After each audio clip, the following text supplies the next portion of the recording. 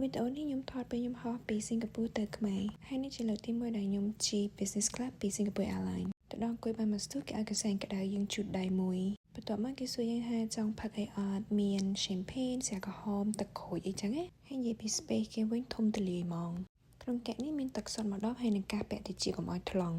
ហើយកែនេះវិញគឺតុកពេលយើងញ៉ាំបាយយើងទីវាចេញមកចឹងណាហើយកន្លែងនេះកន្លែងដាក់ជើងហើយនៅក្នុងថង់វិញគឺមានភួយមានស្បែកជើងហើយនឹងសូមជើងឲ្យយើងមកគូហើយជំនាញដៃខ្ញុំនេះមានភ្លើងទុកឲ្យយើងបើកពេលយើងចង់អានសភៅគេបិទភ្លើងអស់អីចឹងណាហើយកន្លែងខ្ញុំអង្គុយធំទូលាយមែនតែនជាប់ប្រួយហើយទល់មុខខ្ញុំនេះគឺកន្លែងដាក់វ៉ាន់ទៀតដែរអ្នកនរគ្នាហើយគេមានកញ្ចក់ទុកឲ្យយើងឆ្លោះមុខទៀតដល់បើកមកមានភ្លើងស្រាប់ៗហ្មងហើយបន្ទាប់មកយន្តហោះចាប់ផ្ដើមឡើងរៀងខ្ពស់តិចទៅរៀងនឹងតិចគេចាប់ផ្ដើមសួរយើងថាយើងផឹកអីទៀតអត់អញ្ចឹង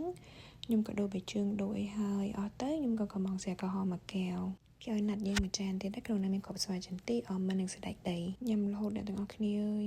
ហើយហោះប្រហែលបាន2ម៉ោងជាងអីគេចាប់ផ្ដើមលើកម្ហូបមកសម្រាប់ម្ហូបវិញ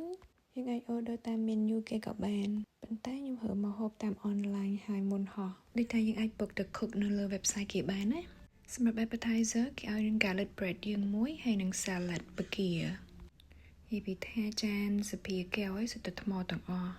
យើងញ៉ាំតាមសម្រួលចឹងទៅញ៉ាំបដាមើលរឿងបដាចឹងទៅពេលញ៉ាំ salad ហើយគេមកសួរយើងថាចង់ឲ្យគេចេញ dinner ឲ្យអត់ហើយសម្រាប់ dinner ថ្ងៃនេះខ្ញុំមានមីគៀវឆាសៀវក្តៅហុយហើយមីគេឆ្ងាញ់លំដាប់ restaurant ហ្មងអ្នកនរគ្នាបកាវិញខាំមកឡើងស៊ុយអត់មានពុកផុយអីទេសម្រាប់ dinner ហ្នឹងគឺខ្ញុំរើយកមីគៀវហ្នឹងព្រោះខ្ញុំចូលចិត្តញ៉ាំមីហើយស៊ុបចឹងណាប៉ុន្តែគេមានបាយមាន់ហើយណាំគេមាន burger គេមានម្ហូបបែបសិង្ហបុរីម៉ាឡេឡាក់សាយចឹងណាប៉ុន្តែខ្ញុំយកមីញ៉ាំអត់ចង់អស់ហើយមួយចានធំ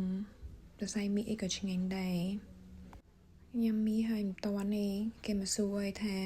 យើងចង់ញ៉ាំ dessert ផ្អែមអីគេខ្លះហើយផ្អែម4មុខដែលគេលើកឲ្យខ្ញុំនេះគឺយើងអាចរើបានទាំង4តែខ្ញុំយកតែ3មុខយកមកញ៉ាំឯងការ៉េម cake និង ផ្លែឈើពេលយើងញ៉ាំហើយគេប្រមូលចានប្រមូលអីទៅអស់ខ្ញុំចាំចូលបន្ទប់ទឹកដោះថ្មិញលុបមុខចូលគេងបន្ទាប់ពីខ្ញុំមកពីបន្ទប់ទឹកវិញអ្នកទាំងអស់គ្នាមើលថាហៅ cabin crew គេមករៀបខែឲ្យគេងតែ cabin crew គេថ្ងៃនេះមក surprise birthday ខ្ញុំ surprise ខ្លាំងមែនតើអ្នកនរគ្នានិយាយតើអត់មានបានដឹងអីមិនតិចហ្មង surprise ឡើងខ្លាំងហើយគេ set up ឲ្យយើងមក set ចឹងទៅហើយគេ say card birthday ឲ្យយើងមួយហើយឲ្យ teddy bear យើងមួយហើយ champagne ឬមកកាស្រាក្រហមញ៉ាំមកស្រឡាញ់និយាយទៅរំភើបខ្លាំង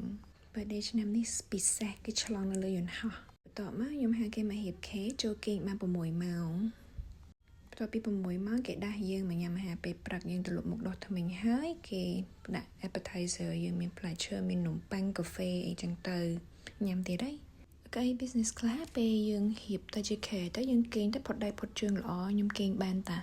ហើយពេលកៅអី business class ហ្នឹងទាញជាខែមកមានខ្នើយ2ទៀតទាំងអស់ខ្នើយ3ហើយភួយ1ហើយសម្រាប់អ្នកអត់គេងវិញក្នុងចន្លោះពេលអត់គេងហ្នឹងបើសិនជាឃ្លានអាចហៅម្ហូបនៅក្នុង menu ញ៉ាំបានគ្រប់ពេលហើយផឹកស្រាក្រហមឬមួយក៏ champagne អីបានទាំងអស់និយាយទៅសបោសបាយហ្មងលើ business class សម្រាប់ breakfast របស់ខ្ញុំគឺខ្ញុំហៅមីឆាគ្រឿងសមុទ្រនិយាយទៅឆ្ងាញ់របស់គេខ្ញុំឃើញប៉ែមួយគាត់អង្គុយនៅចំហៀងដៃខាងនេះរបស់ខ្ញុំគាត់ហៅបាយមាន់ហើយណាន់មើលទៅទំនងដែរតាបន្ទាប់ពីញ៉ាំហើយមកខ្ញុំហៅគេរៀបខែវិញព្យាយាមគេងទៀតមើលរឿងបានមួយផ្លែទៅដូចរៀងល្វើយអញ្ចឹងក៏គេងទៀតទៅហើយពេលខ្ញុំចន្លោះពេលខ្ញុំគេងហ្នឹងគេមកចែក snack ចែកនំចែកអីប៉ុន្តែខ្ញុំឆ្អែតពេកញ៉ាំអត់ចូលអ្នកទាំងអស់គ្នាខ្ញុំហោះពី LA ទៅសិង្ហបុរីនេះគឺ18ម៉ោងប៉ុន្តែមានអារម្មណ៍ថាមួយផ្លែត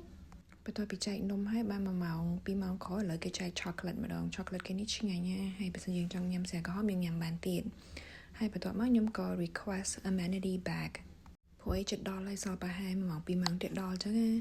ហើយនៅក្នុងកាបូប amenity bag នេះមានទឹកបាញ់មុខ mist ហើយនឹង lotion លាបដៃហើយនឹង lip balm លាបមាត់ package គេមានអារម្មណ៍ឡើង premium ក្លិនអីចេញមកឡើងថា premium ហ្មងណាអ្នកទាំងអស់គ្នា complete សុំ amenity bag បើសិនជាបានជិះ Singapore Airlines business class ហើយយើងបាត់ខែឡើងយន្តហោះចុះយន្តហោះនេះពី LA ទៅ Singapore ជិះ8-10ម៉ោងមានអារម្មណ៍ថាមួយផ្លែតខ្ញុំតែមានអារម្មណ៍ថាជិះយន្តហោះអីលឿនចឹងឯង18ម៉ោងមួយផ្លែតឥឡូវចុះមកដល់ Singapore Airport ហើយយើងអត់មានចាំយូរទេគឺយើងដើរទៅ lounge ខ្ញុំនៅសល់2ម៉ោងជាងទៀតបានហោះទៅពេលចឹងទៅយើងមកហោះអីញ៉ាំនៅ business class lounge នៅ Singapore សិនញ៉ាំទៀតហើយអ្នកនរគ្នាអើយនៅនេះអាចងូតទឹកបានទៀតណា trong video có nhung nói mẹទាំងអស់គ្នាមកមើល business class ឡើយនៅ Singapore ថាមានអីញ៉ាំខ្លះ